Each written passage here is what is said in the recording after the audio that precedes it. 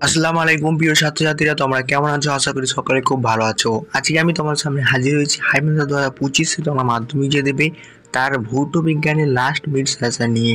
আমি মনে করি এই ভিডিওগুলো এবং আগের ভিডিওগুলো যদি তোমরা দেখে থাকো, আশা করি ভৌত বিজ্ঞানে তোমরা যারা দুর্বল আছো অর্থাৎ পরীক্ষার আগে পড়ে নাম্বার বেশি ক্যারি করতে চাও, তোমরা অনায়াসে 75% নাম্বার কিন্তু ভৌত বিজ্ঞানে তুলতে পারবে। তাই ভিডিও স্কিপ না করে প্রথম থেকে শেষ অবধি দেখার অনুরোধ রইল। সাজেশনগুলো খাতায় নোট ডাউন করে এগুলো প্র্যাকটিস করে যাও জাস্ট। আর চ্যানেল যদি নতুন হতে সো আমার প্রিয় ছাত্রছাত্রীরা, মূল ভিডিও শুরু করার আগে আমরা দেখে নেবো আজকে কী কী টপিক নিয়ে আলোচনা করব। মূলত 2 মার্কে দেখবে তোমাদের যে 36টা এমসিকিউ থাকার পর 2 মার্কে 9টা প্রশ্ন করতে 18 নম্বর থাকে এবং 3 নম্বরে 12টা করতে 34 নম্বর থাকে। এবং তোমরা দেখবে যে 3 নাম্বার প্রশ্নগুলো বলা হয়েছে অনেক অধিকাংশই কিন্তু এমসিকিউ বেশি থাকে। তাই এমসিকিউ বেসিস প্রায় 100টার অধিক ইম্পর্টেন্ট ভৌতবিজ্ঞান এমসিকিউ একটা আমি ভিডিও তৈরি করেছিলাম আগে, যারা ওই ভিডিও দেখো অবশ্যই। সো আমার প্রিয় ছাত্রছাত্রীরা, মূল ভিডিও শুরু করার আগে আমরা দেখে নেবো আজকে কী কী টপিক নিয়ে আলোচনা করব। মূলত 2 মার্কে দেখবে তোমাদের যে 36 ছাত্রছাত্রীরা, ভিডিও শুরু করার আগে একটা অনুরোধ, চ্যানেল যদি নতুন হয়ে থাকে অবশ্যই চ্যানেল সাবস্ক্রাইব করে পাশে থেকো। আর বারবার করে বলছি, ভৌত বিজ্ঞানে তোমরা যদি শর্ট করা থাকে তাহলে আমি মনে করি হয়তো লং কোশ্চেনগুলো অ্যান্সার দেওয়া খুবই সহজ হয়ে যাবে। তাই শর্টের একটা ভিডিও আমি তৈরি করেছি যেখানে 100টিরও অধিক এমসিকিউ রয়েছে। যারা ওই ভিডিওগুলো দেখো নি অবশ্যই সেই ভিডিওগুলো যেয়ে কিন্তু দেখে নিতে পারো। দেখো, প্রথম যেটা 2 মার্কে তোমরা যেটা করবে সেটা হচ্ছে যে ক্যালোরির মূল্য বলতে কি বোঝো, এক্সাম্পল সহ। বয়েল এবং চার্লসের সময় সূত্রটি সমীকরণ লেখো। ওহমের সূত্রটি লেখো। C2H2 C2H6 CH4 অর্থাৎ মিথেনের লুইস ডট গঠন। আমি মনে করি এই তিনটের লুইস ডট গঠন করলে হয়তো একটা চলে আসবে, কারণ গত বছর CO2 কিন্তু লুইস ডট গঠন সমীকরণ চলে আসছিল তার জন্য। 5 নম্বর যে প্রশ্নটা করবে সেটা হচ্ছে অ্যাম্পিয়ারের সন্তরণ নিয়মটি লেখো। ফ্লেমিংয়ের বাম হস্ত নিয়মটি বিবৃতি করো। তারপর হচ্ছে বায়োমাস শক্তির দুটি ব্যবহারের সুবিধা। দন্ত চিকিৎসা ক্ষেত্রে কোন প্রকার দর্পণ ব্যবহার করা হয় এবং কেন ব্যবহার করা হয়। সমযোগী যৌগের দুটি বৈশিষ্ট্য লেখো, ভেরি ভেরি ইম্পর্টেন্ট। সমগণীয় শ্রেণী কাকে বলা হয়। হাইড্রোজেন সালফাইড প্রস্তুতির নীতি যে সমীকরণ সেটা লেখো।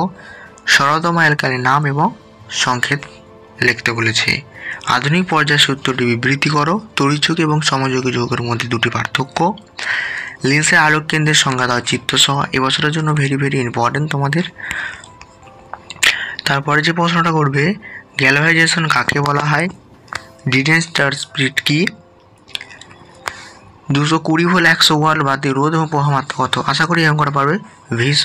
আর সমান ভি স্কোয়ার বার ডাব্লু, এই সমীকরণটা দিয়ে তোমরা কিন্তু করতে পারবে। এবং 2 মার্কের জন্য সর্বশেষ যে প্রশ্ন সেটা হচ্ছে আকরিক কাকে বলা হয়।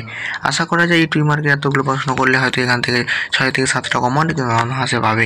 আর আগের ভিডিওগুলো যারা দেখে আসছো তাদেরকে অসংখ্য ধন্যবাদ। যারা দেখোনি, বারবার করে বলছি, তারা ওই ভিডিওগুলো কিন্তু আমার চ্যানেলে গিয়ে দেখে নিতে পারো।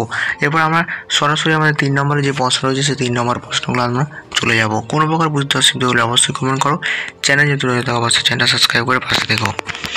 দেখো, 3 নম্বরের জন্য প্রথম যে প্রশ্নটা সেটা হচ্ছে যে বয়েল এবং যে চার্লসের তোমাদের সূত্র রয়েছে সে গাণিতিক রূপ সহ বিবৃতি করো। আশা করি এই দুটো করে লাগে এখান থেকে 3 নাম্বার একদম প্লাস তোমার করে নাও, 3 নম্বর অনায়াসে পাবে। এছাড়াও অথবা দিয়ে যে প্রশ্নটা আসার সম্ভাবনা রয়েছে সেটা হচ্ছে স্থির চাপ স্থির থাকলে 0 ডিগ্রি উষ্ণতায় কোনো গ্যাসের আয়তন কোনো উষ্ণতার দ্বিগুণ হবে, এটা বিবৃতি করতে বলেছে। এছাড়াও এটাও একটা 3 নম্বরে তোমাদের আলো যে চ্যাপ্টার রয়েছে সেখান থেকে ভেরি ভেরি ইম্পর্টেন্ট, তোমরা কিন্তু দেখে নিতে পারো। আমি মনে করি বছর তোমার চলে এসেছে এই প্রশ্নটা। গলি দর্পণের ক্ষেত্রে F সমান R/2 অর্থসহ দেখাও। তরলে আপাত প্রসারণ গুণাঙ্ক কাকে বলা হয়। স্থির চাপের গ্যাসের আয়তন প্রসারণ গুণাঙ্কের মান কত। তারপর হচ্ছে আয়নায়ন শক্তি কাকে বলা হয়। শ্রেণী বরাবর কীভাবে পরিবর্তন হয়, ভেরি ভেরি ইম্পর্টেন্ট। নিউক্লিয় সংযোগ কি, উদাহরণ দাও। স্পর্শক পদ্ধতির সালফিউরিক অ্যাসিড প্রস্তুতি এবছরের জন্য 100% ইম্পর্টেন্ট রয়েছে, তাই তোমরা কিন্তু এটা দেখে নাও। তারপর হচ্ছে আদর্শ গ্যাসের ক্ষেত্রে পিভি সমান যে KRT সমীকরণটা রয়েছে এই সমীকরণটি কিন্তু প্রকাশ করতে বলেছে। তার 9 নম্বর প্রশ্ন যেটা হলো ওহমের সূত্রটি লেখো। সূত্রের ভি সমান আর যে একটা লেখচিত্র আছে সেটাকে বিবৃতি করতে বলেছে। আশা করি বুঝতে পেরেছো। যৌগিক যৌগ এবং অযৌগিক যৌগের মধ্যে পার্থক্য, তারপরে হচ্ছে একটা অঙ্ক তোমাদের আসার সময় রয়েছে, সেটা হচ্ছে যে কত গ্রাম CaCO3 লঘু HCl এর সঙ্গে বিক্রিয়ায় 55 গ্রাম কার্বন ডাইঅক্সাইড উৎপন্ন হবে। এবছরের জন্য ইম্পর্টেন্ট রয়েছে এলপিজির প্রধান উপাদান কি? ইথাইল অ্যালকোহল থেকে ইথিলিন প্রস্তুতি লেখো, ভেরি ভেরি ইম্পর্টেন্ট। দীর্ঘদৃষ্টি কাকে বলা হয়? এইটা কিভাবে সমস্যা সমাধান করা হয়? আলফা বিটা গামা রশ্মির মধ্যে তুলনা করো, ভেরি ভেরি ইম্পর্টেন্ট বছরের জন্য। সম্পৃক্ত অসম্পৃক্ত হাইড্রোকার্বন কাকে বলা হয়? এক্সাম্পল সহ। কত গ্রাম চুন জলের সঙ্গে কার্বন ডাইঅক্সাইড চালনা করলে 50 গ্রাম কলিচুন উৎপন্ন হবে? যেখানে কার্বন সমান 12, কলিচুন সমান 14, অক্সিজেন সমান 16। অশোক পদ্ধতিতে নাইট্রিক অ্যাসিড প্রস্তুতি। সো স্টুডেন্ট, ভিডিওটা এই পর্যন্তই। যদি ভালো লেগে থাকে অবশ্যই কমেন্ট করো, আর চ্যানেল নতুন হতে অবশ্যই চ্যানেল সাবস্ক্রাইব করে পাশে দেখো। যারা সাবস্ক্রাইব করে তাদের অসংখ্য ধন্যবাদ। আর যারা এই মনে করছে যে সাজগুলো কমন আসবে না, তারা অবশ্যই আগের ভিডিও দেখতে পারো। আগের ভিডিও না দেখে উল্টো পাল্টা কিন্তু কেউ কমেন্ট করবে না। সো স্টুডেন্ট, ভিডিওটা এই পর্যন্তই। নেক্সট ভিডিওতে আবার তোমার সাথে দেখা হচ্ছে।